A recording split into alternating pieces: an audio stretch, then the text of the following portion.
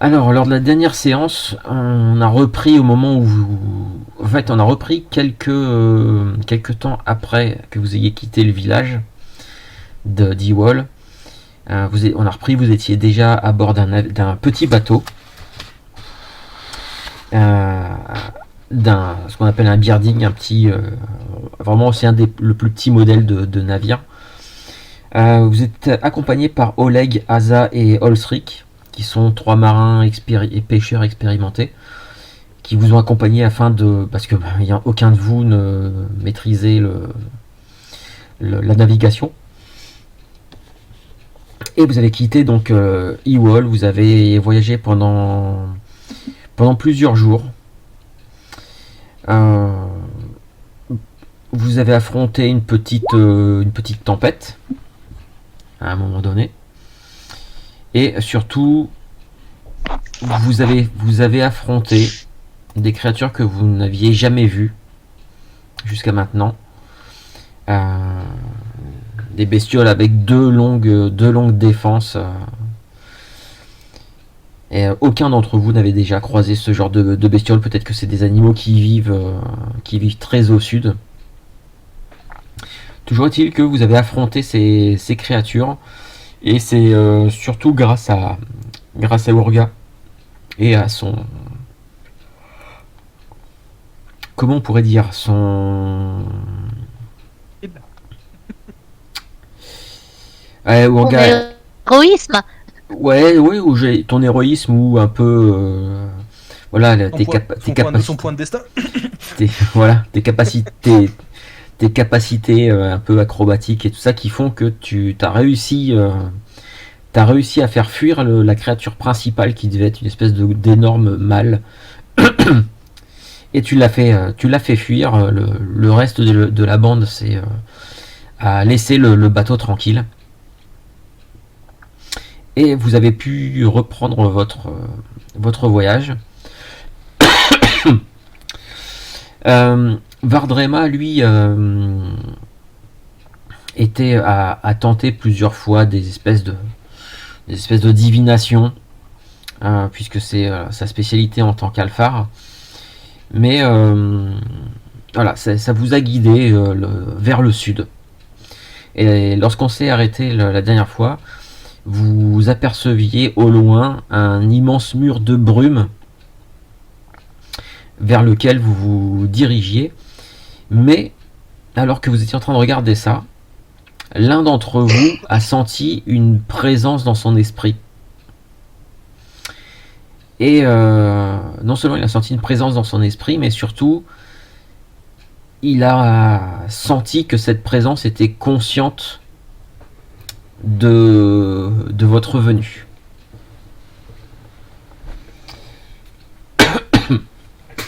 Ne pas faire du tourisme. Et si je me souviens bien, je crois que la dernière phrase de Folky, ça avait été quelque chose du genre il y a quelque chose dans la brume et il sait qu'on arrive. C'était à peu près ça. C'est pas loin, effectivement. J'avais dit je ne sais pas ce qui nous attend, mais ils savent qu'on arrive. Voilà. Et on va reprendre à peu près au même moment. À peu près. Donc vous êtes face à ce mur de brume. Vraiment, vous a clairement fait comprendre que c'est là-bas qu'il fallait aller. Et Oleg, Asa et Olsrik, en fait, font voile directement vers ce mur de brume. Ah oui, petit détail, c'est qu'à un moment donné, l'équipage là, ils ont été un petit peu hésitants, mais c'est Ulfrild II qui a réussi à les convaincre de façon efficace que oui, c'était dangereux, mais c'était aussi pour le bien de tout votre village, enfin de tout le village d'Ewol. Et peut-être même plus encore. Ce qui fait que voilà, ils ont tourné le bateau et ils font voile vers ce mur de brume. Et à mesure que la brume s'approche du navire, vous avez l'impression que d'un côté, ça, c'est pas que les températures le rafraîchissent, mais vous avez l'impression que c'est un petit peu plus humide, encore plus que là en étant en mer. Et surtout, vous commencez à sentir non seulement l'odeur de la mer, mais vous avez un peu dans le fond de l'air des espèces de fragrances de plantes aussi. Comme si le vent vous amenait comme ouais, on pourrait dire une odeur de pin, de trucs comme ça.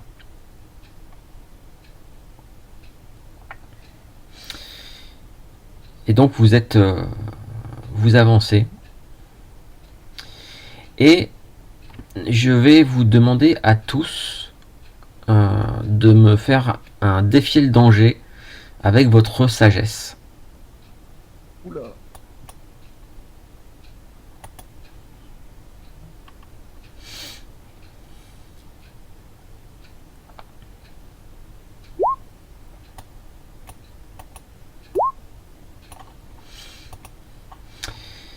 Alors j'espère que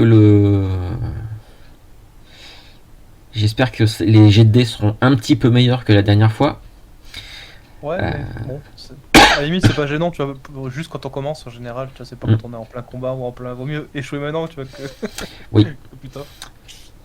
Donc on a Ulfrild 2 avec un succès complet, Folky Urga un succès partiel, et Solveig un échec. Qui te rapporte un XP.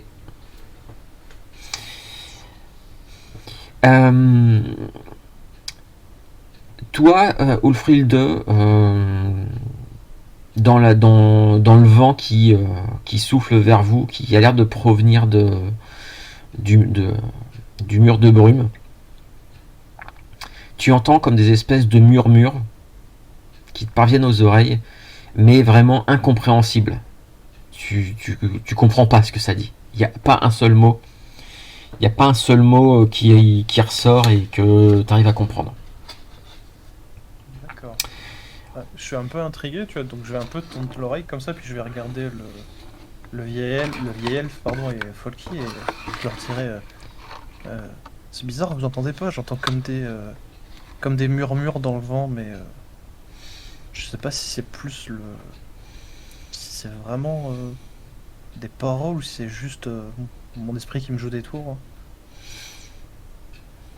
Je crois que c'est la fatigue qui te joue des tours. Et quand tu dis ça, Folky, tu commences à entendre des mots, une voix qui résonne à tes oreilles. Tu commences à entendre quelque chose, mais toi tu comprends ce qui se dit. Et j'aimerais que tu nous expliques, que tu nous racontes un peu. Là je vous demande clairement à chacun, enfin vous allez pouvoir prendre la main sur un petit bout de narration. J'aimerais que tu nous expliques, parce que la voix que tu entends, c'est probablement une personne qui est proche ou chère à Folky,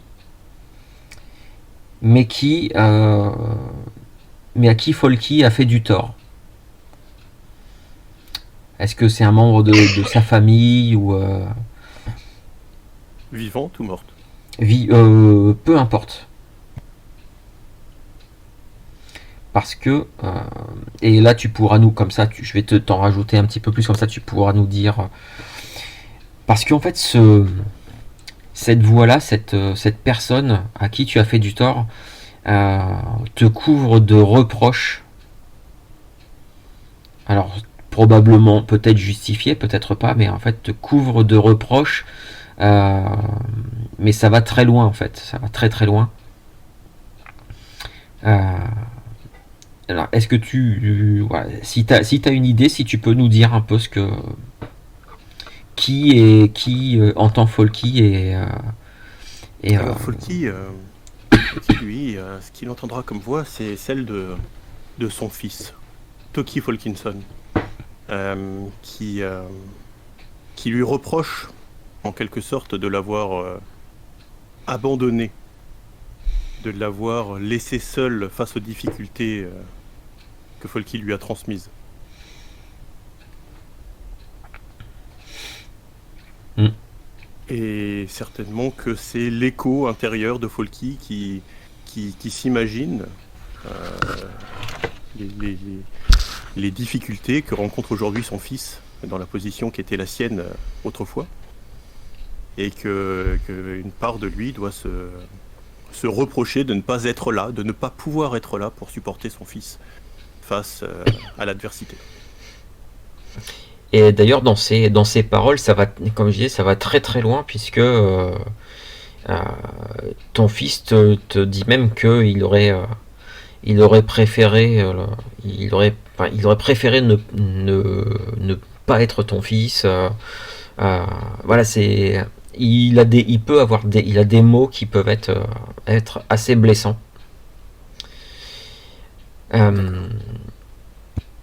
Et comme tu as fait un succès partiel,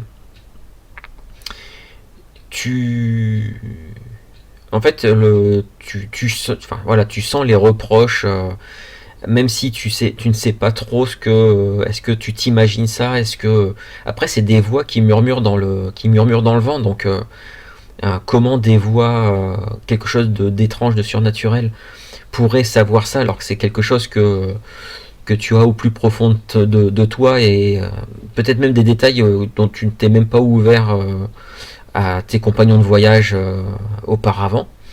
Mais en tout cas, le vent, c'est ça, le vent te rapporte ça. Alors, il y a une partie de Folky qui aura envie de croire que c'est juste son esprit qui entend des voix dans le vent et qui s'imagine des choses. Et il y a une autre partie de Folky qui est quand même consciente que il y a encore quelques instants, il a ressenti une présence dans son esprit, quelque chose de vivant, de néfaste, qui aurait pu lire ses pensées, et qui aurait pu peut-être accéder à ses souvenirs. Donc voilà, il est un peu partagé entre ces deux idées-là. Il ne sait pas trop laquelle encore il va choisir. D'accord, très bien. Écoute, voilà, tu pourras nous dire, juste nous préciser. En fait, pendant un certain temps suite à ça, comme tu as fait un succès partiel, ça aura comme effet que tu auras un -1 à tes prochaines actions pendant un certain temps. Peut-être à cause du doute dans lequel tu es. Voilà, tu vois, t'es dans, ça travaille l'esprit, en fait. C'est noté. J'ai une option sur la feuille de personnage. Ok. Du coup, Urga, toi tu as fait aussi un succès partiel. Toi c'est pareil, tu entends ces voix qui résonnent mais qui a l'air de résonner qu'à ton oreille, mais qui résonnent dans la brume, et voilà, qui te... Alors, vous aviez un -1, Urga et Solveig? Je sais plus dans quelles circonstances vous aviez eu un -1. Pas. Non, tu peux le... Non, vous pouvez considérer que vous ne l'avez plus. Donc ouais, je disais, les voix aussi, Parce qu'on était blessé. Non, c'est parce que vous étiez malade en fait. Vous étiez malade et vous aviez passé une sale nuit, mais ça c'était il y a plusieurs jours. Donc non, vous ne l'avez plus, ce -1. Et du coup, toi, la voix, c'est pareil. C'est quelqu'un qui t'est proche, qui est peut-être vivant ou peut-être mort, j'en sais rien. Et qui te reproche des choses. Donc, Alors, je pense, si c'est possible, que ça va plutôt être des hurlements désespérés d'un puma. Parce que à l'époque où j'ai connu Vif, c'était parce qu'il vivait avec. Il était encore tout petit Puma, il vivait avec sa mère sur le même territoire de chasse que moi. Et on arrivait à respecter assez nos territoires pour ne pas empiéter l'une sur l'autre. Mhm. Seulement, il y a une va m'aider une créature menaçante et de grande taille qui à un moment est venue sur ce territoire de chasse. Et dans la fuite, nos chemins se sont un peu croisés, à la mère de Vif et moi, et à un moment, elle a perdu Vif. Et il y a eu une espèce de glissement de terrain en même temps qui a fait une crevasse qui a séparé Vif et sa mère. Et donc, c'est à ce moment-là que moi, j'ai pris Vif avec moi. Et quand on s'est éloigné, elle hurlait pour retrouver son petit. Et ce sont ces hurlements que j'entends dans la brume. D'accord. D'accord, très bien. Bah écoute, toi aussi, pendant un certain temps, ce que tu entends et ce que tu viens de ressentir, de revivre comme souvenir, te fera que tu auras un -1 pour tes actions, parce que tu as peut-être l'esprit perturbé par ce qui se produit. Et enfin, Solveig, toi tu as fait un échec. Solveig, toi c'est pareil. Toi, il y a quelqu'un qui te reproche une terrible erreur que tu as faite à un moment donné. Probablement une erreur assez grave. Est-ce que tu pourrais nous en dire plus? Terrible erreur. Ok.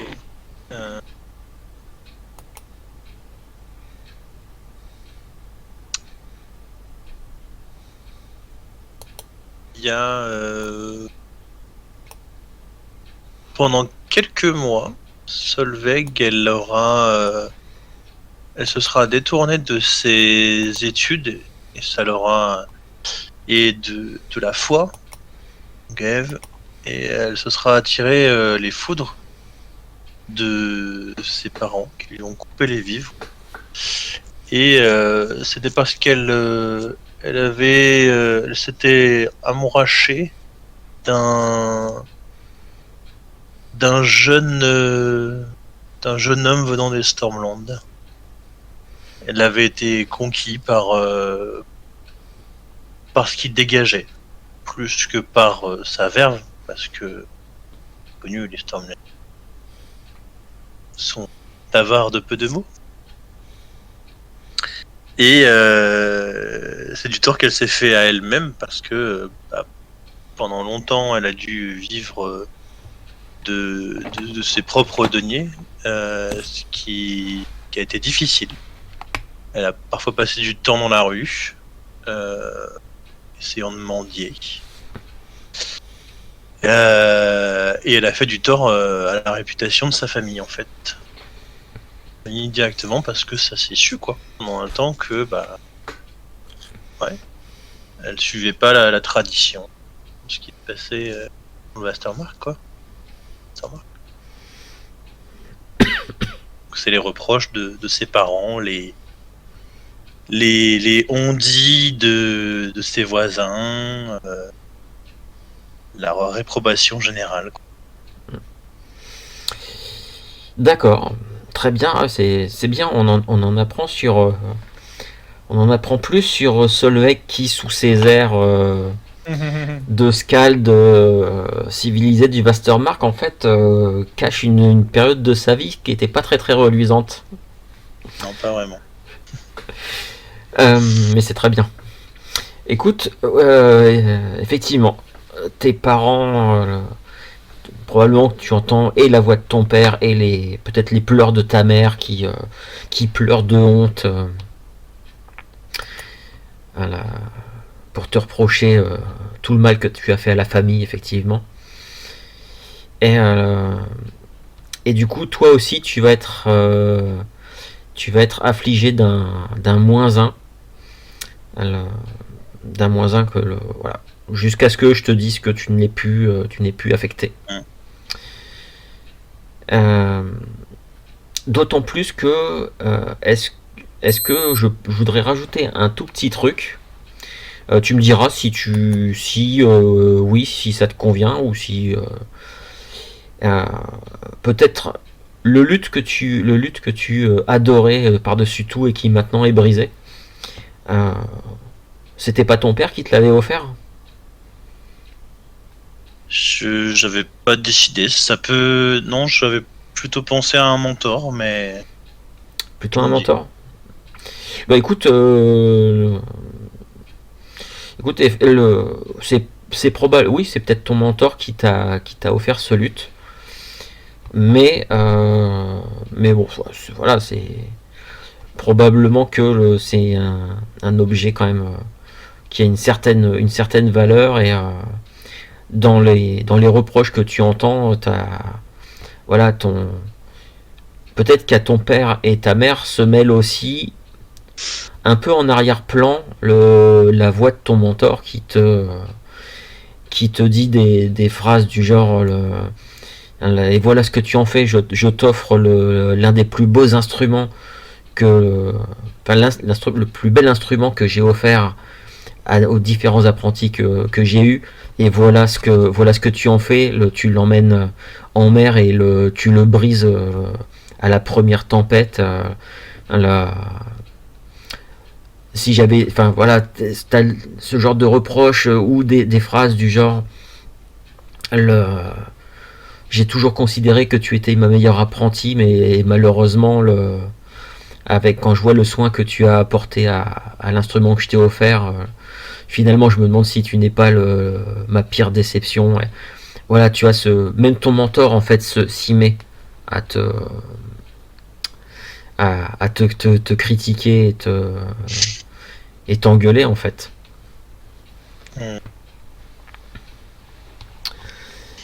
Ouais, bah, le moral est en berne.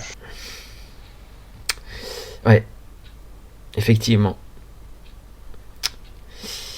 Et vous avez ça pendant chacun pendant quelques minutes. Alors certainement qu'à un moment donné vous vous rendez compte que les uns et les autres vous agissez, vous entendez, vous agissez comme si oui vous entendiez quelque chose. Probablement que les uns et les autres vous vous rendez compte que ça affecte tout le monde. Vardrema lui aussi est affecté. Il est au sol au fond du bateau, et il a les mains au-dessus de la tête, et il est en fait il est comme s'il était en train de pleurnicher. Mais les mots qu'il dit, il dit ça dans une langue que aucun d'entre vous ne comprend. D'accord. Même les marins c'est pareil, hein, les marins semblent aussi eux aussi affectés. J'entends aussi, moi. Enfin, Bah toi t'entends des murmures, non, mais rien de plus, quoi. J'ai pas de souvenirs qui me reviennent ou de. D'accord. non. Ok. Non. Toi rien du tout.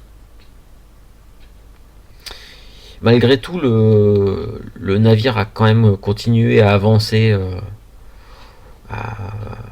comme il pouvait. Et puis ça finit par se dissiper, vous laissant tous un petit peu hagards et un petit peu affectés par ce que vous y avez entendu à ce moment-là. Et d'une part, vous vous rendez compte que vous êtes quasiment rentré dans la brume. Et d'autre part, comme je disais tout à l'heure, vous vous êtes rendu compte que les autres aussi avaient été affectés. Donc, je vous laisse. Si vous me dites que, si vous voulez interagir entre vous suite à ça, il n'y a pas de souci, allez-y.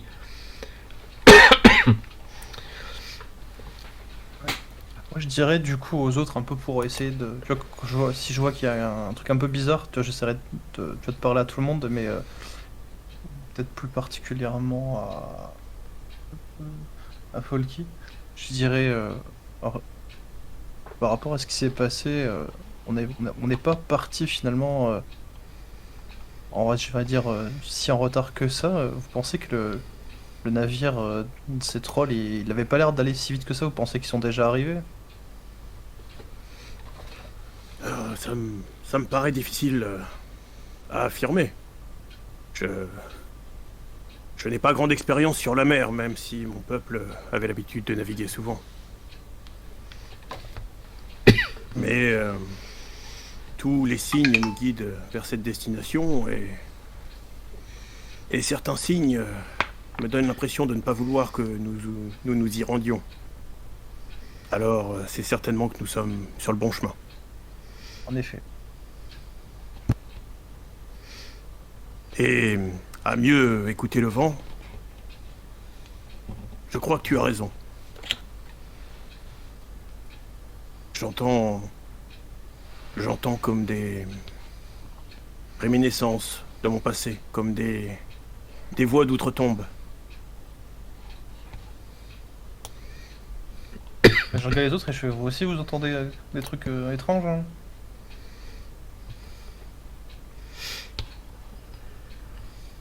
Moi, je suis un peu taciturne, je hausse les épaules et je dis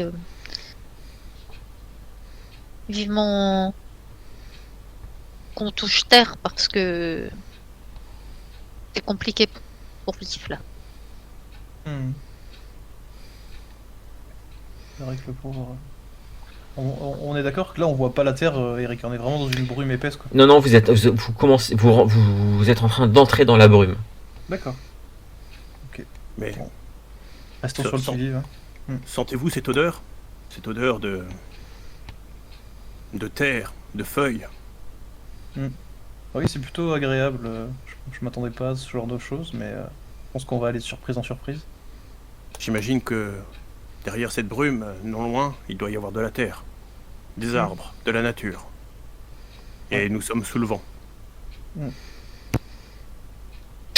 D'ailleurs, Ouais. vas-y. Moi je dirais j'allais dire aux matelots, aux personnes qui sont avec nous, qui ont l'habitude de naviguer, je dirais, je pense qu'il serait judicieux de peut-être ralentir la cadence, voire de baisser la voile dans la brume, parce que bon, si on va bientôt toucher terre, il y a peut-être des récifs où ce serait dommage d'abîmer le navire, on en a encore un peu besoin pour repartir.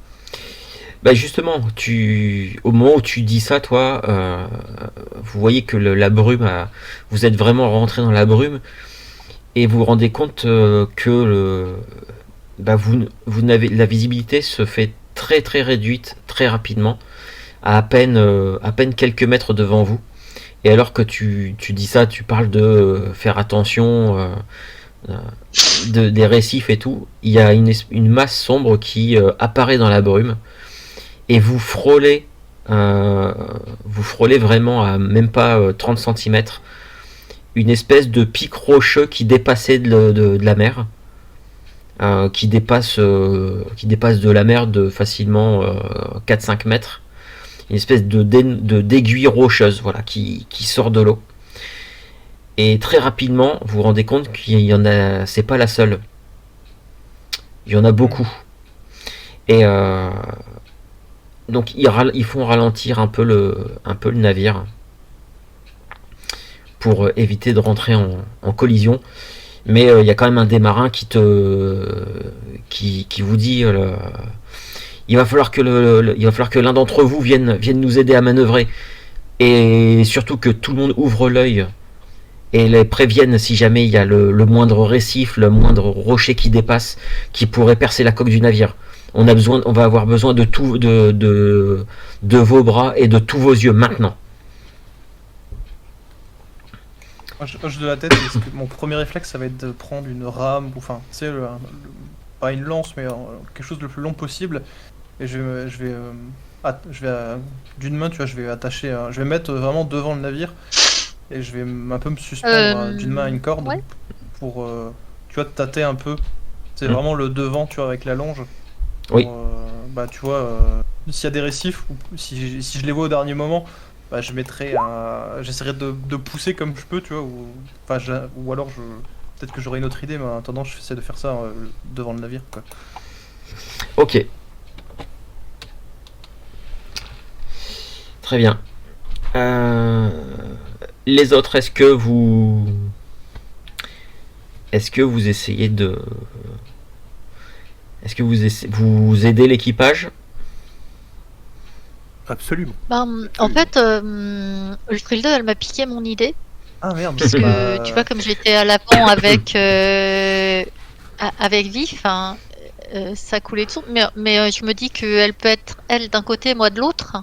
Oui. bah ouais, au cas où, c'est mieux. 2 yeux valent mieux qu'un. Voilà, pour qu'on puisse pousser chacune sur d'éventuels rochers qui seraient à gauche ou à droite, afin de mieux orienter le bateau en utilisant notre vue perçante à travers la brume, puisqu'on est à l'avant. D'accord. Alors moi je veux bien partager mes bras, mais ils sont un peu vieillots.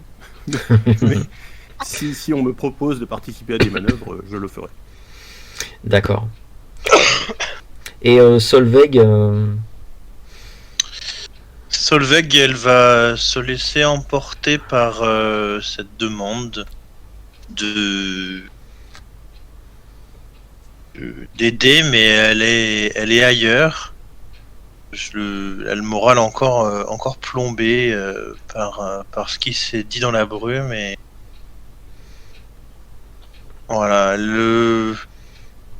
elle met pas trop de cœur à l'ouvrage, mais c'est pas volontaire, c'est juste voilà, c'est le flow de l'humeur du moment qui la met pas dans une dynamique très très forte. d'accord. Donc elle va observer plus qu'autre chose, Mm. mais avec mauvaise grâce. D'accord, très bien. Eh bien, ceux qui observent, vous pouvez me faire un test de sagesse, puisque c'est ce qui sert pour l'observation. N'oubliez pas si vous avez un -1. Et On défiait le danger. Automatiquement, oui, c'est un défier le danger, ouais. en sagesse. Hein. Alors le -20, Oui, je pense Urga, qu'il oui. a été ajouté parce que... Bah non, il y a écrit -1 à suivre, mais ça n'a pas sauté sur ma fiche. C'est Il pas doit grave, de être toute le façon, -1 à t'as fait un 3, donc... Ça va bientôt monter de C'est- niveau. donc je suis arrivée à l'enlever. Pardon. Oh, pas de soucis, t'inquiète. Oh là là là là, putain.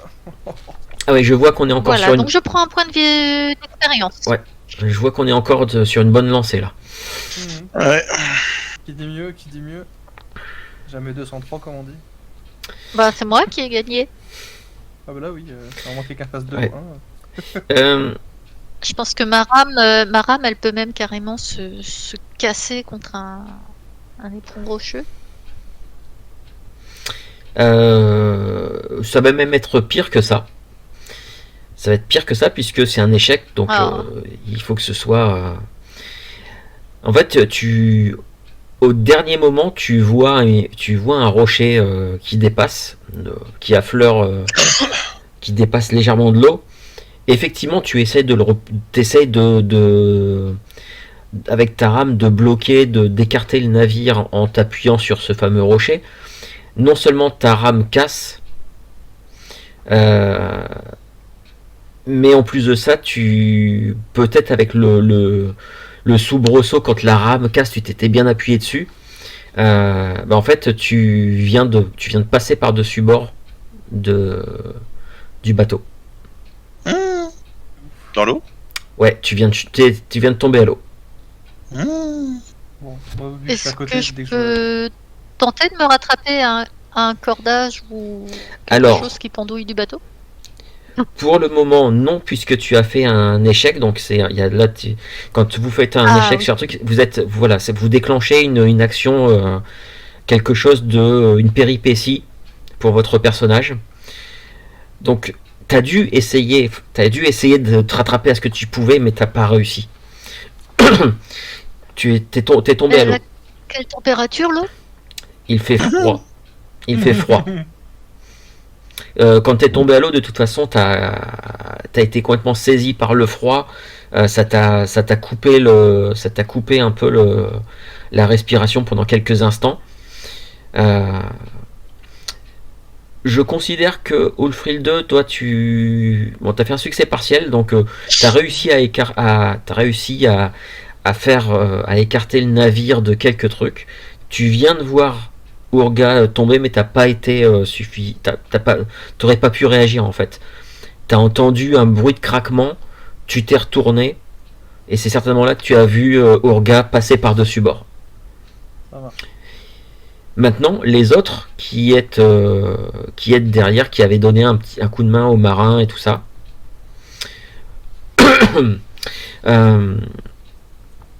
vous avez probablement vu aussi Urga passer par-dessus bord. Est-ce que, petite question, est-ce que le succès partiel, ça peut être... donc, tu vois, pour l'instant, comme tu as dit, tu vois, ça va. Mais est-ce que, tu vois, ayant entendu le plouf et ayant été à côté d'Urga, est-ce que tu considères que ça peut être... en fait, j'abandonne mon poste de vigile pour aller aider Urga, tu vois. Non, pas... si tu veux, le succès partiel, là, je le voyais vraiment comme... Tu réussis à faire naviguer le bateau pour pas qu'il percute quoi que ce soit. Mais... Parce que le succès partiel, tu réussis, mais il y a une petite contrepartie. Mais la contrepartie, c'est que t'es juste témoin de Urga qui tombe et t'as pas le temps de réagir pour l'empêcher de tomber à la flotte. D'accord. Voilà. Le cœur est déchiré.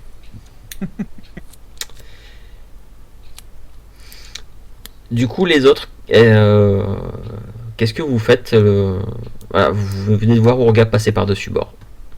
Alors moi, si je le peux, et sans perdre un instant, je jetterai l'un des bouts qui traîne sur le pont et qui est rattaché à autre chose. De sorte, du côté où je l'ai vu tomber. Oui, d'accord. Je sais pas si je suis très clair, mais en gros, je lance Oui. corde à la mer, mais une corde qui est attachée à quelque chose. Ok. Ça me va. Oui, il y a une corde. Il y a une corde très certainement reliée à quelque chose que tu lances. Heureusement, Urga, le bateau n'allait pas très très vite, donc la corde ne tombe pas très très loin de toi, Urga. Tu es voilà, t'es pas inconsciente à cause d'un choc thermique ou quoi que ce soit. Hein. Tu vois la corde pas très très loin de toi.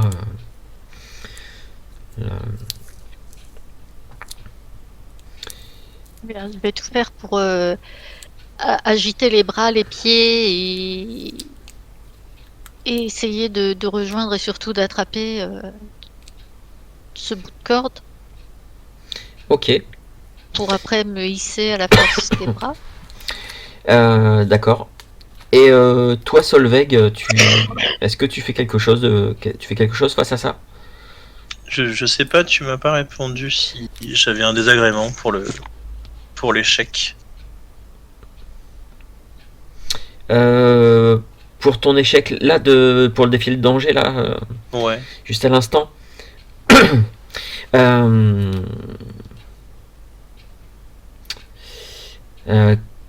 En fait, alors qu'est-ce que ça pourrait être?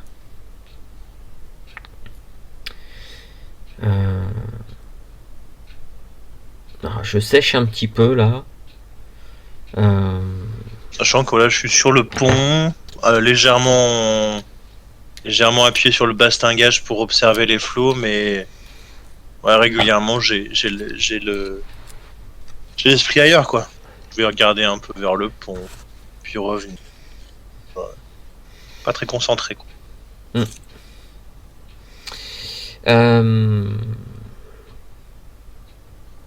Si, ouais, j'ai une petite idée. effectivement, comme tu l'as dit, hein, t'es pas très concentré, tu es un peu perdu, un peu l'esprit dans le... T'as l'esprit qui est seulement à moitié là. Et il y a une pensée qui te vient. Une pensée comme ça et qui te dit quelque chose du genre mais pourquoi est-ce que tu es monté sur ce navire? Pourquoi tu risques ta vie pour finalement des gens que tu ne sais même pas ton village, des gens que tu ne connais pas? Tu as des compagnons qui ne croient même pas en ton Dieu, qui ne partagent pas grand chose. Regarde celle qui est tombée, celle qui vient de tomber à l'eau. Elle est à peine plus qu'un animal. Et la Stormlander, hormis massacrer des gens, de quoi est-elle, à quoi sert-elle dans la vie? Et regarde-moi ce vieux fossile, ce tisseur de Wittner. Il a déjà quasiment les deux pieds dans la tombe. Pourquoi est-ce que t'es venu jusque là? Et maintenant, tu risques de perdre la vie pour rien. Tu aurais mieux fait de rester au Vastermark. Et en fait, tu as cette petite voix là qui tient ce genre de discours, et tu sais pas trop. Est-ce que c'est la voix de ton mentor, peut-être? Et puis la voix finit par te dire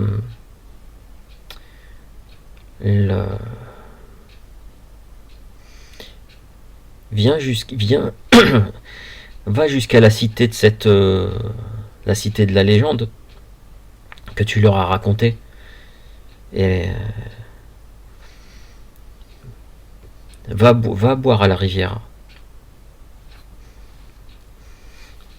Va boire à la rivière, va explorer la cité, va voir les gens qui y habitent. Ce sera bien la seule et unique bonne raison d'avoir fait tout ce voyage-là avec eux. Tu pourras en tirer des récits que personne n'a jamais entendus. Même le meilleur scalde de tout le continent ne t'arrivera pas à la cheville avec tout ce que tu pourras entendre là-bas. Et surtout, souviens-toi, dans ta légende, tous ceux qui buvaient de l'eau à la rivière voyaient leur talent démultiplié, décuplé.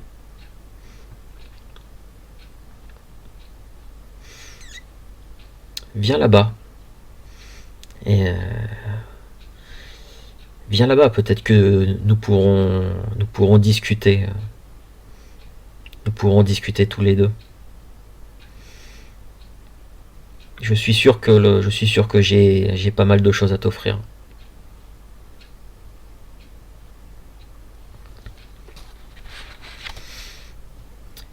Et la voix s'estompe. Ok. Bah, dans cette Solveig, elle fait pas le rapprochement par rapport à l'autre voix.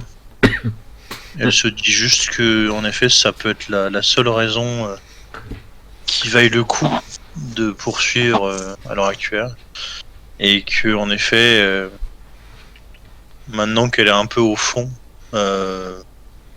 du trou, bah, autant continuer à creuser et peut-être qu'on tombera sur un trésor. D'accord. Du coup, Urga, toi, tu as réussi à choper la corde, et on finit par te remonter à bord du bateau. Par contre, t'es frigorifié. T'es frigorifié, l'eau, comme je disais, est très très froide. Il y a un marin qui vient de poser tout de suite une couverture sur toi, mais bon, voilà, la couverture, elle est elle-même un peu humide, donc bon, c'est mieux que rien, tu me diras. Et par contre, du côté d'Ulfril 2, tu te rends compte que la brume commence un petit peu à s'écarter, à se faire un petit peu moins dense. Un petit peu moins dense, et tu finis par apercevoir ce qui pourrait être peut-être des falaises. Des falaises qui commencent à apparaître au milieu de la brume. Je le dirais aux autres, je dirais regardez, la brume commence à s'épaissir. Non, justement, elle s'épaissit pas, elle se dissipe. Moi je dissipe, pardon. Moi je suis complètement à l'ouest. Urgal m'a perturbé en tombant, tu vois.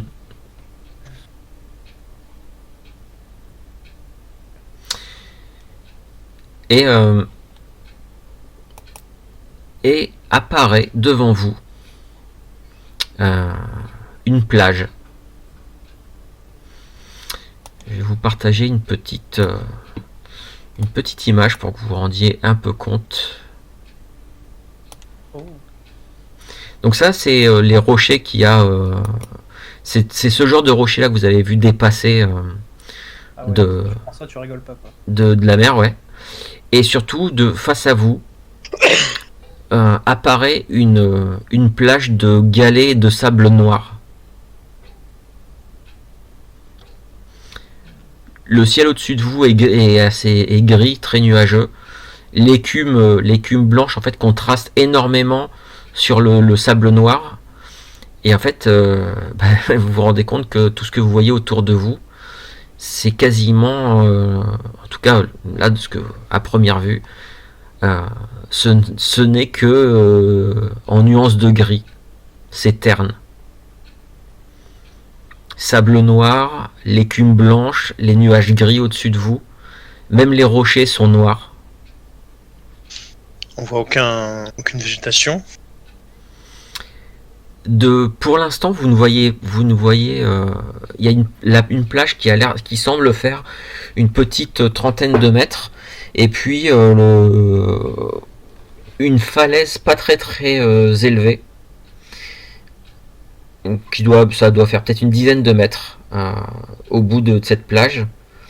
Et si le peu de végétation que vous pouvez voir, c'est des espèces de broussailles qui dépassent un petit peu du haut de la falaise. Peut-être de la mousse aussi qui pousse sur les rochers, mais il n'y a pas de, vous ne distinguez pas d'arbres, rien du tout. C'est vraiment, ça se limite à des buissons et de la mousse, des algues aussi dans l'eau. Et surtout, c'est que au bout d'un moment, en fait, vous vous rendez compte aussi il n'y a pas d'oiseaux. Il n'y a pas d'oiseaux. Il n'y a que le bruit de l'eau sur la plage. C'est tout. Je soupire. Profondément.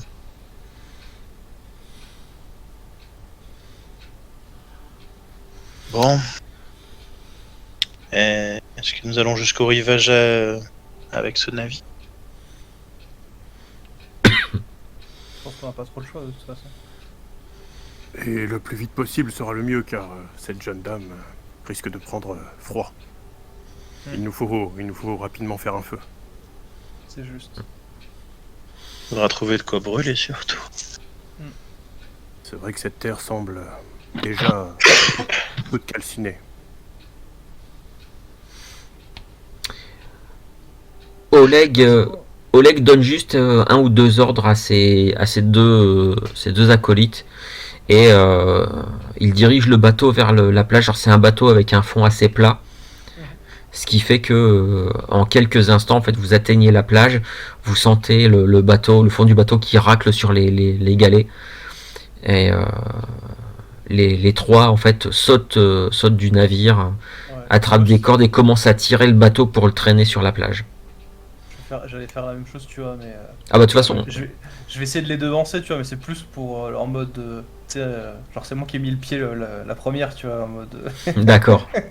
c'est plus en mode aventure, tu vois, en mode, c'est moi qui ai mis Bon, je vais pas dire c'est moi qui revendique ces terres, tu vois, mais c'est plus pour en mode aventure, quoi. Le prestige, tu vois, d'avoir posé le pied la première, quoi. D'accord.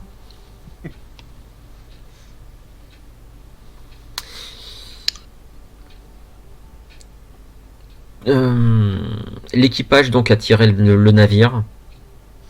Bon, Ulfric II, la première qui a sauté pour mettre pied sur cette terre. Et les autres.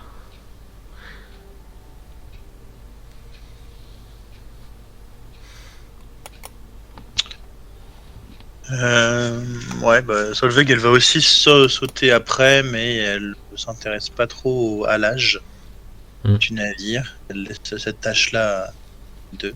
C'est qu'elle voudra montrer qu'elle est forte. Et elle va commencer à essayer d'agrandir son champ de vision pour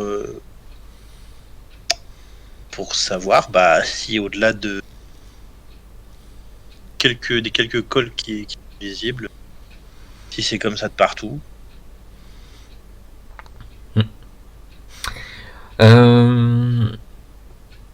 En observant comme ça un peu la plage et l'espèce, comme je te disais, l'espèce de falaise, tu repères un endroit où tu penses que même quelqu'un de peu physique comme toi, par exemple, pourrait assez facilement prendre de la hauteur, voire même atteindre le haut de la falaise.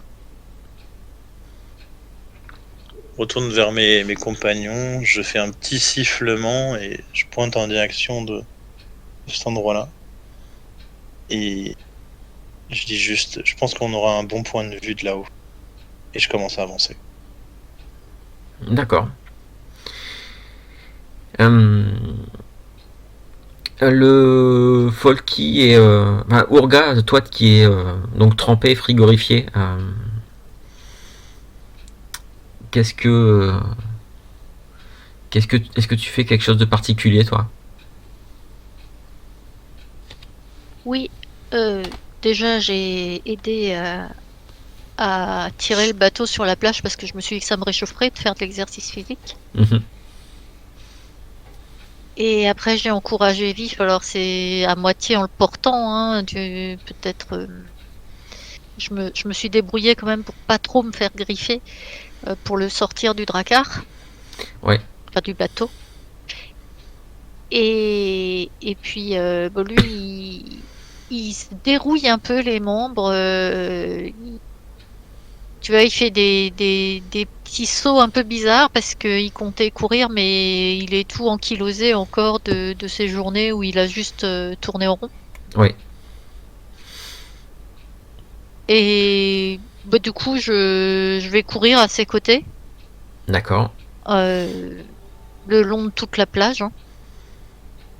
Et peut-être que quand je reviens, je vois Solveig qui se dirige vers son creux là et je la suis.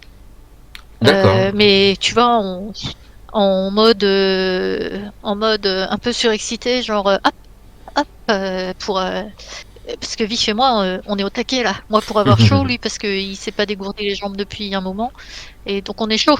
Puis Solveig, elle se traîne quand même, donc je pense qu'on lui passe vite sous le nez. Ok. Et du coup, Folky, parce que je me doute que Folky va pas courir sur la plage, lui ça m'étonnerait. Non, Folky va plutôt, il va aider à sécuriser le bateau, voilà, préparer les vivres pour partir à l'aventure, ce genre de choses. Bref, je reste autour du bateau et j'aide les deux marins qui sont là. D'accord. Juste petit détail, toi, depuis que tu as posé le pied sur la terre ferme, je t'avais dit que de temps en temps ça t'était arrivé, et notamment quand tu as entendu la voix, tu avais ressenti quelque chose comme ce que tu avais déjà ressenti face à une créature qui venait du Dim Hall, donc des enfers. Depuis que tu as mis le pied sur l'île, tu as cette sensation là aussi. Ok. Tu as voilà, alors je ne sais pas, est-ce que c'est une sensation, un peu une sensation de malaise, ou là c'est vraiment à toi de choisir comment ça se traduit pour Folky. Mais en tout cas c'est Je pense que Folky se sentira un petit peu effectivement oppressé, hein, mais il sent en même temps que ça fait partie du contexte. On est à la recherche d'enfants qui ont été enlevés, voilà, donc on sait bien qu'on va pas dans un endroit joyeux. C'est inhérent au fait qu'il y a eu de la magie quand le village a été attaqué, etc. Donc il en a conscience que c'est un endroit malsain. Maintenant, et bien qu'il vive avec, effectivement, il se sent oppressé malgré tout. Hein. Mais il essaye de vivre sa petite routine, et voilà, de faire comme s'il n'y avait rien, même si ça le travaille. D'accord, bah, très bien. Et pas très très loin de toi, alors que tu viens de ressentir ça, et tu entends marmonner quelque chose, une espèce à mi-chemin entre une prière et un chant. Et il y a Vardrema qui est descendu du bateau, qui ramasse une pierre, un galet sur la plage, un galet noir. Il le ramasse et il fait une espèce de prière, et le galet il le met dans sa poche. Et il se relève. Vos regards se croisent. Et il te dit juste les Vanir nous ont les Vanir nous ont indiqué le chemin. Je pense que nous sommes sur la bonne île. Maintenant, il va falloir retrouver ces pauvres enfants. Je l'imaginais plus luxuriante, plus pleine de vie. Moi aussi. Bon, après, on est que sur la plage, hein, ça se trouve. D'autres choses nous attendent, plus verdoyantes. Mais le mal transpire de cet endroit. Et Vardrema, tu vois que Vardrema acquiesce quand tu dis ça. En même temps, vu ce qui est arrivé récemment, est-ce qu'on pouvait s'attendre à autre chose? Et il fait un signe de tête vers la falaise, vers Urga et Solveig, et nous ne devrions peut-être pas les laisser s'éloigner trop. Toutes les deux, nous devrions peut-être rester groupés tous ensemble. Ouais, c'est juste. Moi, je propose que vous restiez tous les deux là avec l'équipage et que qu'on remette le bateau bien sur la plage. Et je vais aller rejoindre les trois autres pour leur dire de pas aller trop loin. Et on va voir si on peut trouver quelques brindilles ou quelque chose pour faire un feu pour se reposer. De toute façon, maintenant, on n'est pas pressé. On aurait bien besoin de tes muscles pour hisser ce bateau sur la plage. Tu vois, je vous regarde et je dis à 5, ça devrait aller. Soit. On va se débrouiller. Je fais un petit sourire amusé, puis je vais rapidement rejoindre. Je vais sortir ma lance et mon bouclier, tu vois. Et je vais rapidement aller rejoindre Urga et Solveig. Je jetterai. Allez, pour Vardrema. Je crois que ces jeunes avaient vraiment besoin de se dégourdir les jambes. Oui, mais gardez toujours en tête là où nous nous trouvons. Je pense que le contexte se chargera de nous le rappeler assez rapidement. Solveig et Urga, de votre côté, donc Urga, tu m'as bien dit que tu rejoignais Solveig qui grimpait. Il passe devant. Qui te passe devant. Il n'empêche que Mais c'est pas 7 ans, mais tu vois, je n'oublie pas ce que j'ai dans le sang, mon côté d'éclaireuse. Donc, en fait, je fais plein de petits allers-retours devant Solveig et je reviens à chaque fois en allant chaque fois un peu plus loin. Et je repère pour voir s'il y a des signes de présence et tout ça. Et je pense que Vif a repris aussi direct en me voyant faire le rythme adéquat. Écoute, tu es la première, du coup, juste avant Solveig, à atteindre le haut de la falaise. Et tu vois que en haut de la falaise, il y a des... alors, derrière, ça fait une plaine un peu rocailleuse, comme une lande, où il y a juste quelques arbustes. Comme je disais, il y a beaucoup de mousse qui recouvre les rochers. Tu distingues pas très très loin d'ailleurs. Il y a un rocher, c'est pas un rocher naturel, c'est sûr et certain.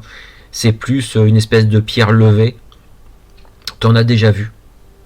T'as déjà vu en fait des structures où on dresse une pierre pour X raisons. Là, il y a une pierre qui est levée comme ça, couverte de mousse. Et derrière cette pierre-là, à peu près une centaine de mètres, soit 100-200 mètres, la lande se termine. La brume c'est pas mal dissipée. Et tu vois qu'il y a une forêt qui commence. Et une forêt qui a l'air d'être assez dense et assez grande. Mais perdu vers l'horizon, probablement à plusieurs kilomètres de là, qui dépasse de la forêt, tu vois une petite montagne. Une petite montagne qui dépasse, qui surplombe la forêt.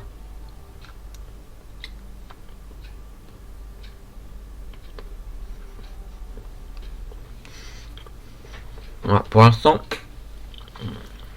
t'en vois pas beaucoup plus.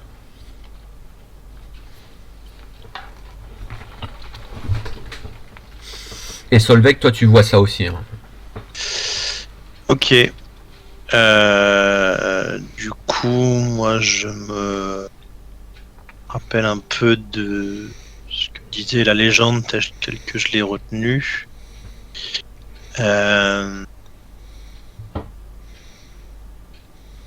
Et je m'arrête juste et doucement je dis à Urga, je pense que c'est l'immense rocher de la montagne et que dedans il doit y avoir la fameuse cité Léa Ferry. Cette fameuse cité Alphar.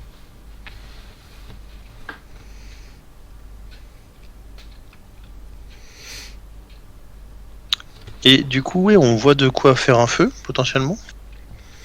Oui, il y aurait il y a des buissons, oui, qu'on pourrait utiliser pour faire du feu.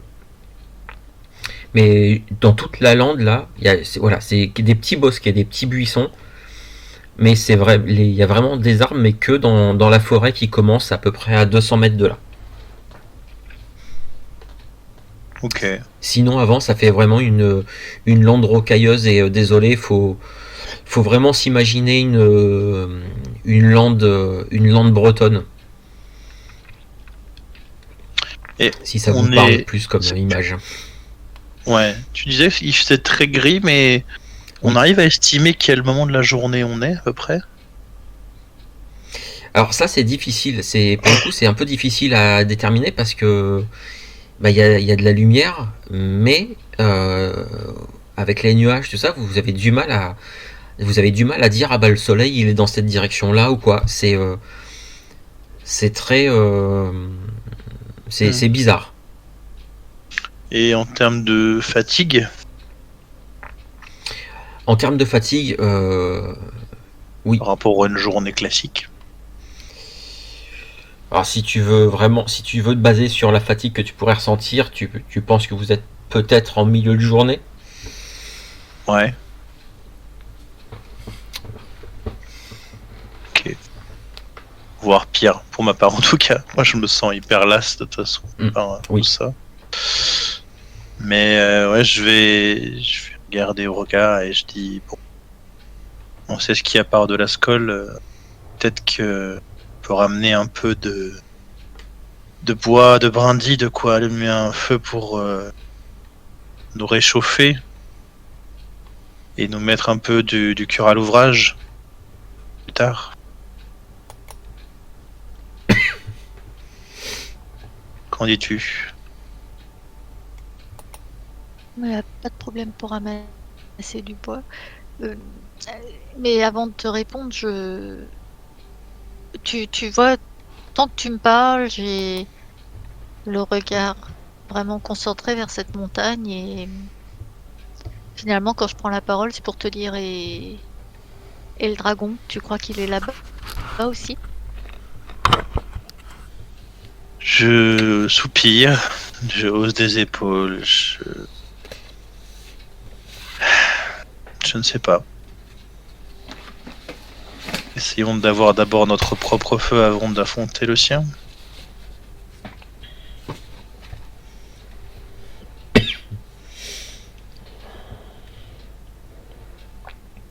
Moi j'arrive à ce moment-là et puis en courant, et je me dis bon allez les filles, on se bouge là.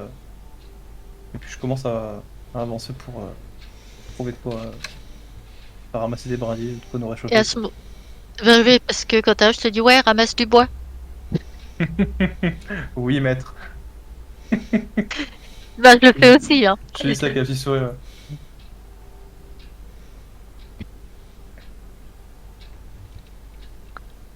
J'ai pas compris avant le nom de la cité que tu as dit.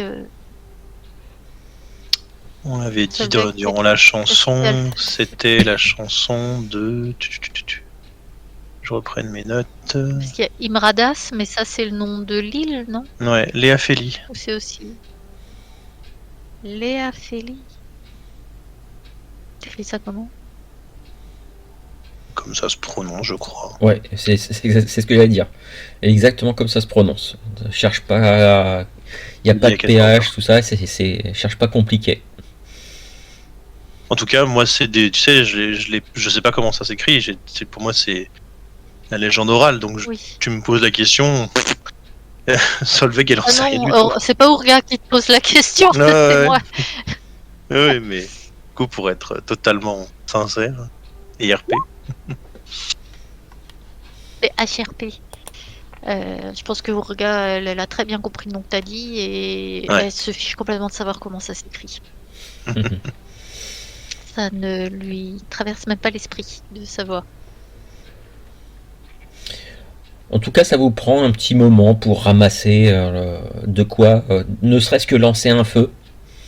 Après, vous vous rendez vite compte que ouais, vous allez pouvoir faire un petit feu, mais vous n'avez pour l'instant pas suffisamment de bois pour l'alimenter bien longtemps, malheureusement. Ouais. Ah, ok. Je dirais bon, je pense qu'il va falloir aller couper un peu de bois dans la forêt si on veut au moins l'entretenir pour passer la nuit.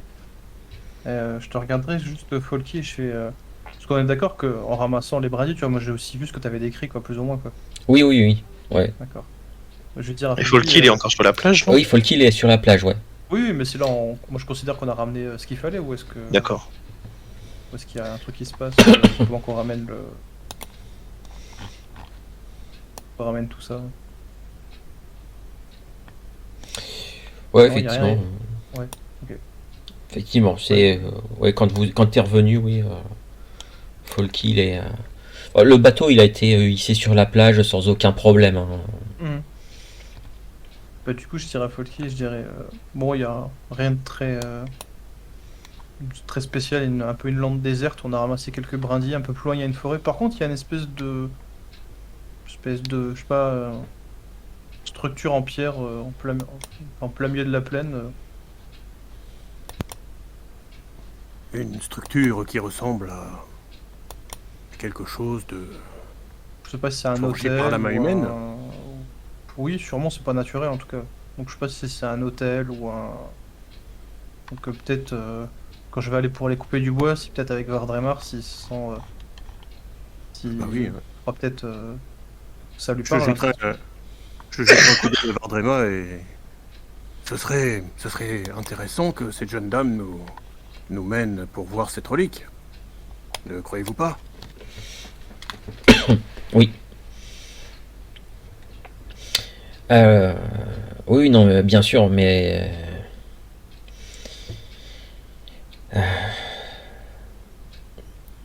c'est- allons voir.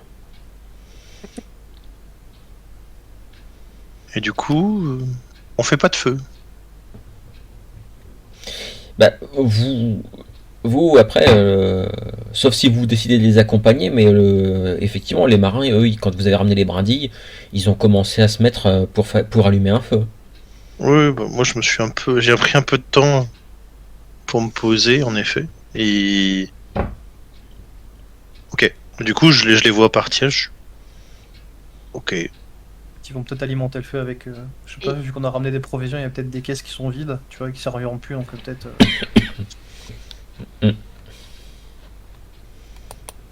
Peut-être. Je prendrais juste avec dans mon équipement une hache, tu vois, pour si on doit aller couper du bois. Puis j'inviterai Urga à faire de même. Moi, je regarde déjà sur la plage, voir s'il n'y a pas du bois, parce que des Bois fois, ça flotté. arrive qu'il y ait du bois flotté, tu sais, Ouais, de troncs mais comme ça, non. ou des Ah. grosses branches qui sont tombées lors de tempêtes. Rien du tout. Et quand on est monté, là, c'était vraiment que des genre du petit bois de buisson. Il n'y avait pas de petits arbustes. Sur les 200 mètres qui séparent la falaise de la forêt, non, c'était vraiment juste de la rocaille et des petits buissons. Vous en avez récupéré des buissons, mais il n'y avait rien de. Ça va vite brûler, quoi. Ouais. Ça va vite brûler. Bon, bah, en route pour faire les bûcherons.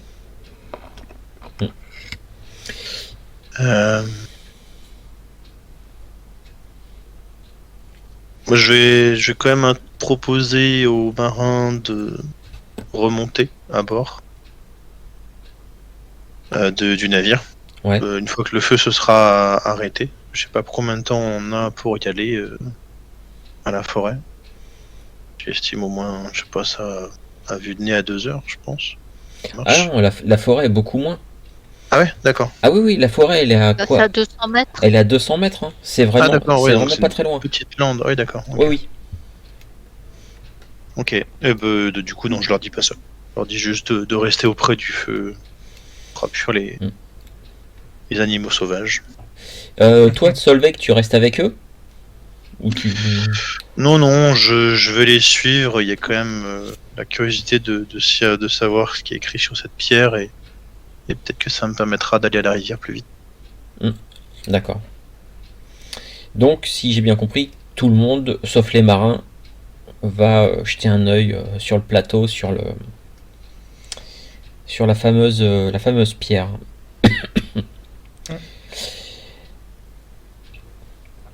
Lorsque vous en approchez, vous... Alors, une minute, moi je vais pour. Bon, enfin, si, oui, c'est vrai que la pierre est avant, donc on regarde la pierre, mais moi je suis prête à aller couper du bois, quoi. Yes, allons Ou on ramasser bûcheronne. en tout cas. Je pense que la priorité, c'est quand même de réchauffer cette demoiselle.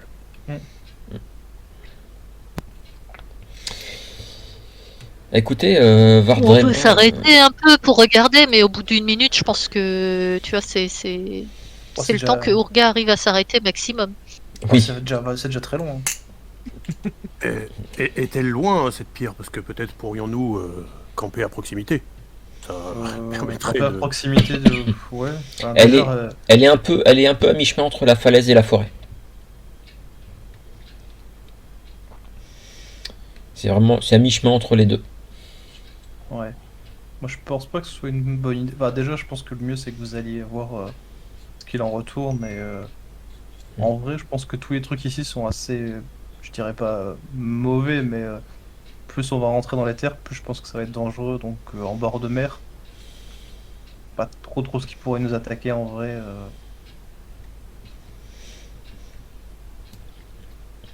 À part l'étrange chose qui a bondi sur le bateau. Ouais, mais apparemment, enfin, j'ai pas vu qu'elle avait des pattes. Enfin, je pense pas qu'elle puisse atteindre les berges. Je pense pas. Vous dites vrai. Elle ne semblait pas avoir de pattes.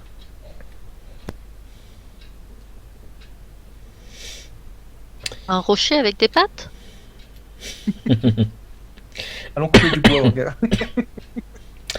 En tout cas, Vardrema, lui... Oui, parce que tu vois, moi je faisais des allers-retours pendant que vous Oui. parliez. J'ai dit, pourquoi elle a des pattes, la pierre? Vardrema, lui, il observe l'espèce de pierre et au bout d'un moment, il commence à gratter un petit peu, à retirer, à essayer de retirer la mousse qu'il y a dessus. Et en fait, ça dévoile des gravures sur la pierre. Et ben en fait, vous vous rendez compte que la pierre est quasiment entièrement gravée de symboles, quasiment sur toute la hauteur. Ouais, la pierre, elle fait à peu près 2,50 m de haut et un bon mètre de large. Et donc elle est toute gravée sur tous les côtés.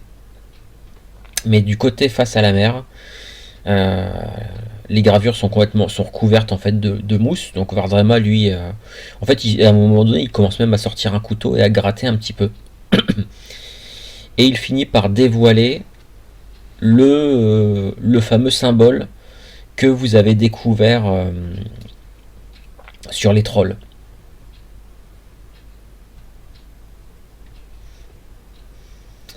Le fameux symbole là que j'ai laissé afficher sur l'écran, avec le symbole alphar et les runes, enfin les symboles, le symbole alphar qui est un peu le blason de la cité de Léaphélie, et les runes trolls qui sont rajoutées.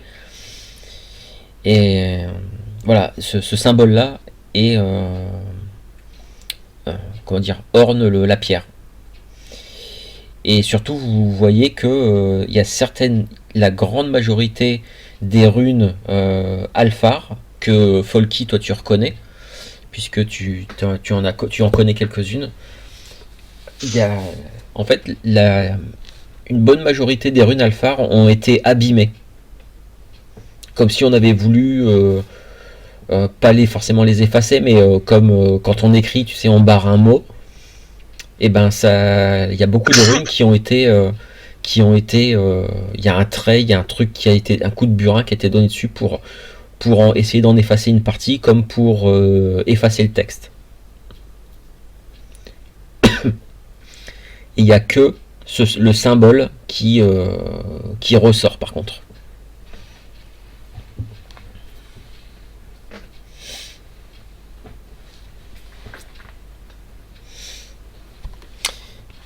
Et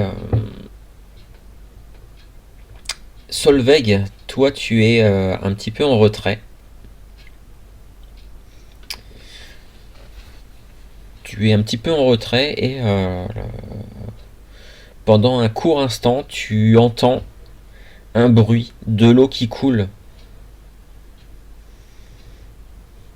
Peut-être comme un bruit de rivière ou de...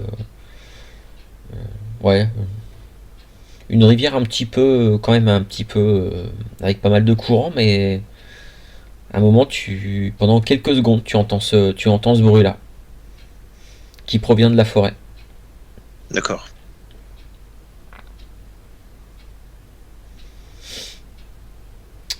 Mais rien de plus. Ok. Je vais m'approcher doucement, mais discrètement.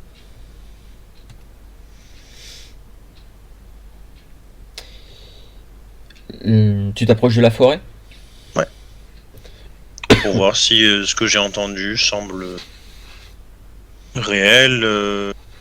Voilà, pour m'assurer que... Bah, ça se trouve, c'est une partie de la rivière qui est là, déjà. Ici, ou peut-être qu'il y a une source. Voilà. Moi je me dis, c'est pas trop tôt, on va enfin couper du bois.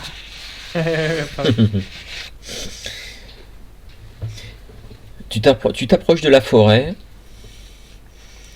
Donc, comme j'ai bien compris, Ulfrild 2 et Urga, vous pensez que c'est le signal pour aller couper du bois aux abords de la forêt. Et vous êtes à quelques mètres de l'orée de la forêt que vous entendez un battement d'ailes et quelque chose d'assez gros qui a dû se poser dans un des arbres juste devant vous. Oh oh. Mhm. Ça doit pas être un dragon si ça a posé dans un arbre. Ouais, on l'aurait peut-être vu, quoique. Je regarde un peu le compagnon de ma camarade. Est-ce qu'il a l'air un peu en mode grrr, tu vois, ou est-ce que. Oui, il est en train de fixer une branche. Hmm. Il fixe une branche et en y regardant de plus près, il vous semble effectivement voir une silhouette, quelque chose de posé sur la branche, quelque chose d'assez grand, qui doit bien mesurer un bon mètre 20, mètre 30 de haut, avec de grandes ailes, couvertes de plumes marron, grises et marron, ce qui fait qu'en fait ça se camoufle un petit peu contre le tronc de l'arbre. Et alors que vous êtes en train de regarder, d'un seul coup, vous voyez deux yeux luisants qui regardent dans votre direction. Bah, moi, je me mets devant Urga, tu vois, avec mon bouclier levé, avec ma lance prête à frapper. Et je laisserai éventuellement Urga tirer une flèche ou je ne sais quoi. Enfin, sauf si la créature attaque, mais je me mets en protection d'Urga, tu vois. Ok, toi tu fais ça, Urga, Solveig. Alors moi j'ai instinctivement reculé quand j'ai entendu le bruit dans l'arbre. Ouais. Derrière Ulfric. Ok. Et Folky, toi tu. Alors, Ah ouais, vas-y Urga. Et on fera Folky après. je n'ai plus d'arc, Bah non. Ah oui, c'est vrai, merde. puisque je l'ai perdu en mer. Zut.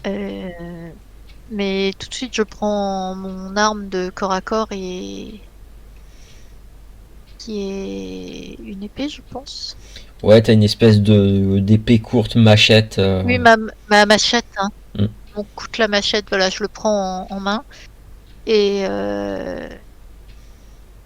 je me ramasse un petit peu prête à me battre s'il le faut, tout en tournant un petit peu derrière Ulfrild de gauche à droite pour être prête à intervenir.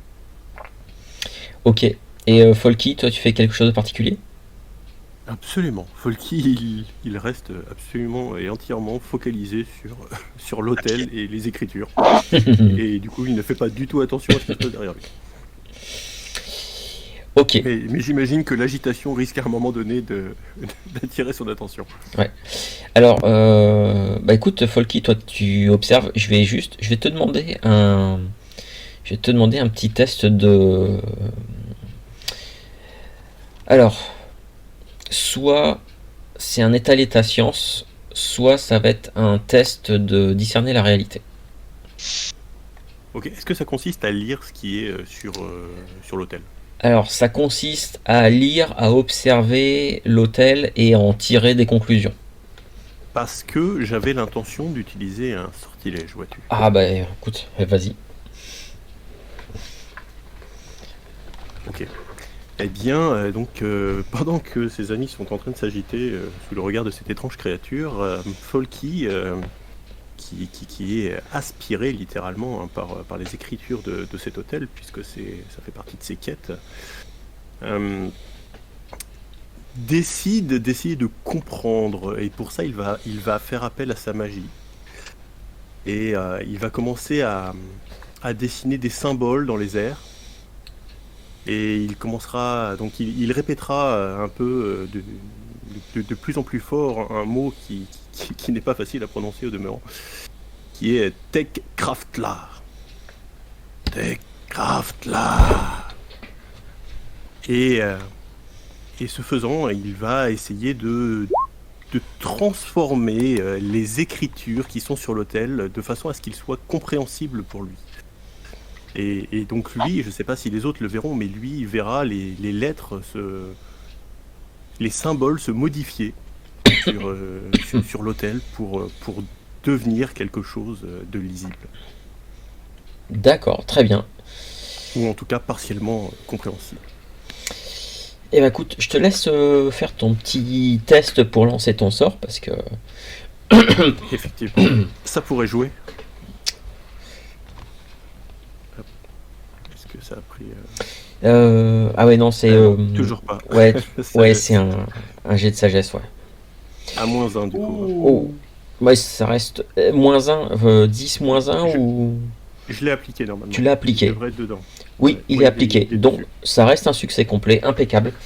Écoute, ton sort fonctionne exactement comme tu l'avais, comme tu le souhaitais. Pardon. Et comme tu l'as dit, pour toi, les runes se modifient. Les symboles, ça commence à prendre du sens. Alors, même si, par contre, il y a une partie du texte qui a été effacée, abîmée. Donc, tu n'arrives pas à lire forcément tout ce qui s'y trouve. Oui, j'ai conscience que ça peut être partiel comme compréhension. Dans ce que tu réussis quand même à lire, a priori, sur la pierre, il y avait une série de bénédictions de bienvenue, Alphar, qui souhaitait la bienvenue à tous les étrangers. Tu réussis, il y a un moment donné dans le texte, dans ce que tu arrives à lire, tu comprends que tout le monde est le bienvenu. Tu lis aussi les mots harmonie, paix aussi. C'est ce que tu arrives à lire en alphar, mais il n'y a pas que des mots en alphar sur la pierre, puisque certaines runes ont été gravées par-dessus d'autres, par-dessus le texte, parfois pour tenter d'effacer, parfois pour... il y avait une zone où il y avait un peu de place, donc il y a une rune qui a été gravée de façon beaucoup plus grossière que les runes alphar. Et là, par contre, tu lis des mots... tu lis le mot domaine,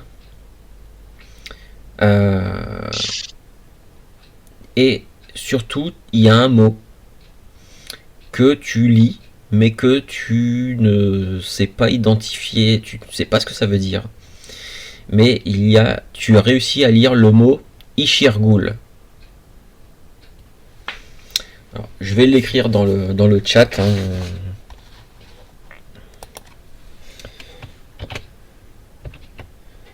Ok, je l'ai noté.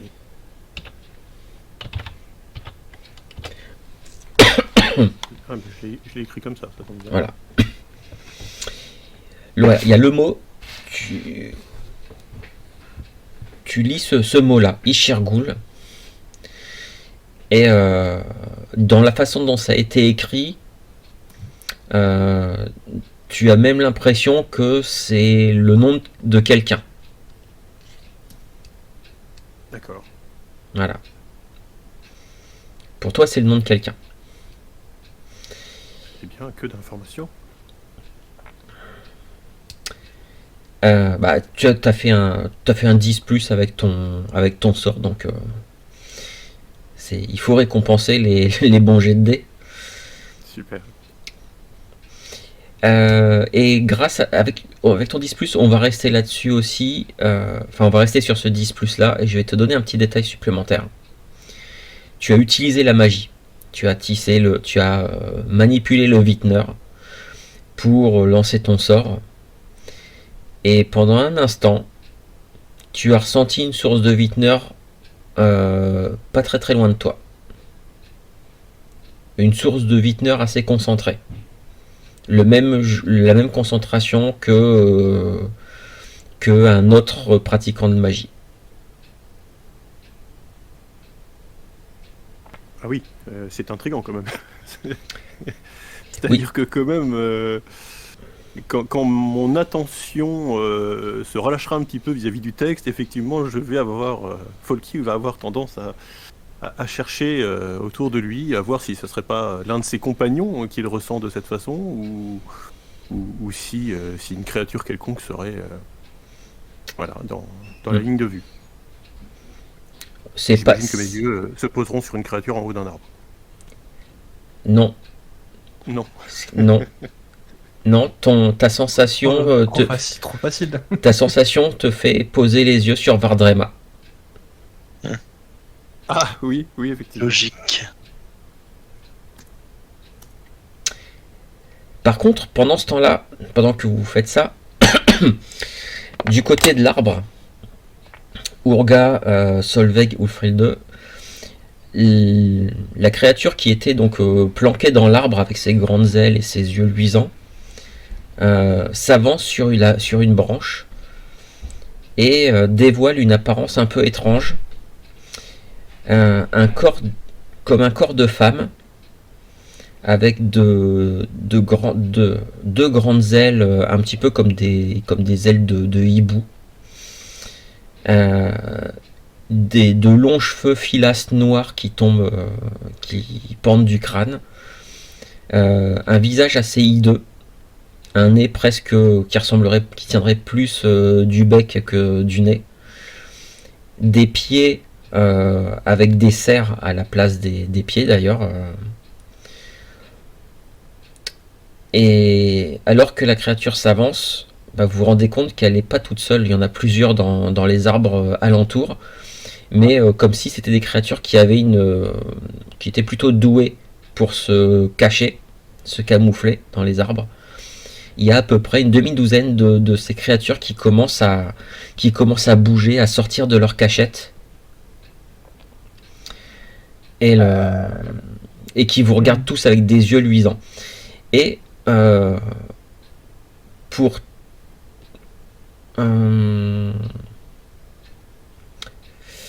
pense je vais peut-être vous demander à Solveig et à Urga un test d'étaler sa science, donc ça va être avec l'intelligence, s'il vous plaît.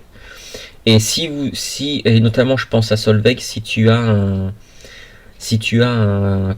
un move qui te donne des bonus en tout ce qui est mythe et légende, je sais plus si tu as ça ou pas.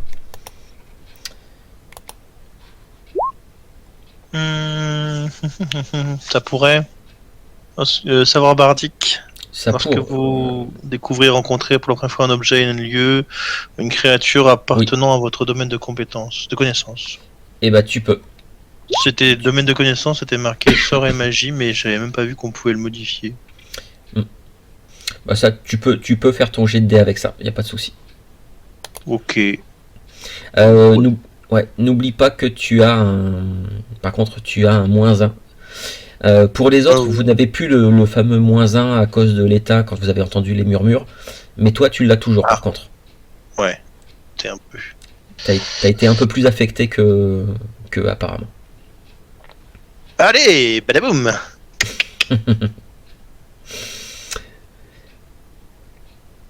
Ok, donc un échec, donc tu peux te prendre enfin tous les deux vous avez fait un échec. Vous pouvez vous mettre vos petits points d'expérience. À la fin de la session, là, on fera un petit point sur combien vous avez de points d'expérience, parce que ça a quand même pas mal, ça a dû quand même bien monter.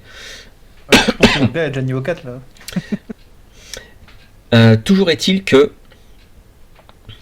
Urga, ces créatures-là, toi, ça te dit rien. Ça te dit rien du tout. T'en as jamais vu. En revanche, Solveig, toi, tu sais que ces créatures-là, on appelle ça des Abjas. Et les Abjas, ce sont des créatures donc qui ont un mélange entre une apparence humaine. Alors, on n'a jamais vu de Abja mâle, c'est que des femelles. Un mélange entre une femme un peu laide et un oiseau.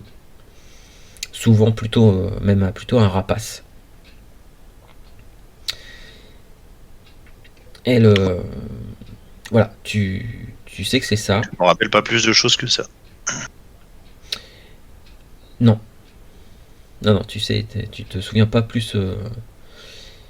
Tu t'en souviens pas plus de détails, mais voilà, tu penses que c'est ça. Ok.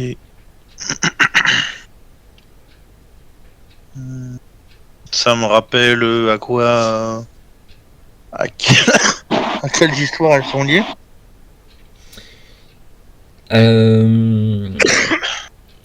Oui.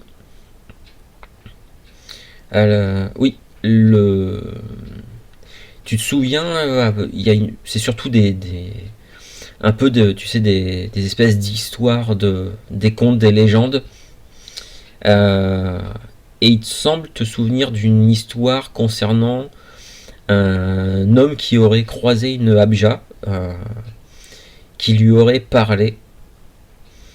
Et dans cette histoire, l'homme aurait échangé quelque chose, des richesses, quelque chose qui brille contre des plumes de Abja. Ok. Parce qu'a priori, les plumes d'Abja auraient des propriétés particulières. Mais alors par contre, tu te souviens plus trop lesquelles. Donc il aurait troqué des objets brillants contre des plumes de Abja, c'est ça? Ouais, c'est ça. Et je sais si elles sont territoriales? Non, je suppose que non, ça va pas aller bien loin. Non, par contre, tu sais pas trop. Ouais, ok.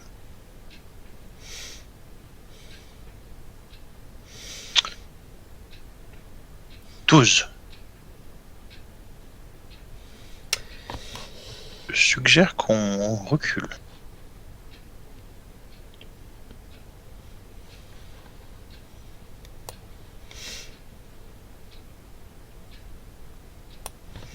Ouais, je pense que je vais pareil tout doucement reculer au moins jusqu'au niveau de la pierre. Parce que je me dis que quitte à être dos au mur, autant être dos à la pierre, tu vois. Par sécurité, on va dire. J'attends de voir, tu vois, si elles ont l'air plutôt agressives ou pas, tout en reculant, tu vois. Alors que tu recules, non, elle reste dans les arbres. Mais t'entends, il y en a certaines qui poussent des petits cris. C'est vraiment une espèce, c'est à mi-chemin entre un cri d'oiseau et un cri strident de quelqu'un, d'un humain. D'accord. Bon, je me dis, bon, tant qu'elle reste dans la forêt, tant mieux. Je vous dis ça en vous regardant. Mais je dis, bon, de toute façon, apparemment, il va falloir quand même passer dans la forêt pour rejoindre la montagne, donc...